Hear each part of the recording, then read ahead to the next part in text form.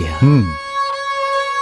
बोला, इतने वर्षों से मैं ध्यान लगाने की कोशिश कर रहा हूं, लेकिन ध्यान लग ही नहीं रहा। तो फिर तपस्वी साधु ने क्या कहा? साधु ने कहा, तुम इस देश के राजा के पास जाओ, ध्यान कैसे लगाया जाता है वो तुम्हें शिक्षा देंगे। एक राजा? हाँ गुरुदेव। वो राजा के पास गया और जाकर उसने देखा कि राजा तो मदिरा और मदिराक्ष में डूबा हुआ है। हाँ गुरुदेव, ऐसा ही हुआ। नर्तकी का नृत्य देखने वाले राजा को देखकर शिष्य लौटने लगा। तो राजा ने उसे रोका, और जब उसे ये पता चला कि शिष्य को साधु ने भेजा है, तो उसने शिष्य को कहा कि अब आए हो तो हमें आतिथ्य सत्कार का अवसर दो, यही?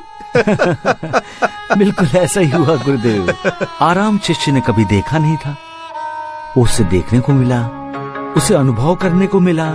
और रात के भोजन के बाद जब उसे भव्य और ऐश्वर्य संपन्न शयन कक्ष में सोने को मिला, तो वो जी भर के सोया होगा, और क्या? नहीं गुरुदेव, शिष्य एक पल के लिए भी नहीं सो सका। क्यों नहीं सो सका?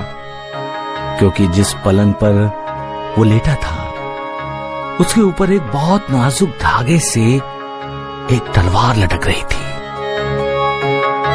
ऐसा लगता था किसी भी वक्त धागा टूटेगा और तलवार सीधी उसके सीने में घुस जाएगी। कहानी का ये मोड़ अच्छा है साईं। सुबह हुई, राजा आया। उसने विनम्रता से पूछा, महात्मन, आपको नींद तो ठीक से आई ना? शिष्य ने कहा, राजन, इस लटकती तलवार ने मुझे रात भर सोने नहीं दिया। सोना चाहता था, नींद भी आ रही थी, लेकिन बार बार लटकती तलवार याद करके आंखें अपने आप खुल जाती थी। तब राजा ने क्या कहा? राजा ने कहा, मान्यवर, ध्यान ऐसे ही किया जाता है। ध्यान करने के लिए आंखें बंद करके पद्मासन लगाकर बैठना ही आवश्यक नहीं है।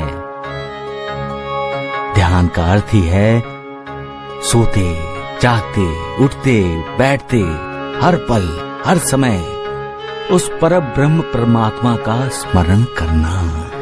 बढ़िया, बहुत बढ़िया साईं, बहुत बढ़िया कहानी सुनाई तुमने, वाह।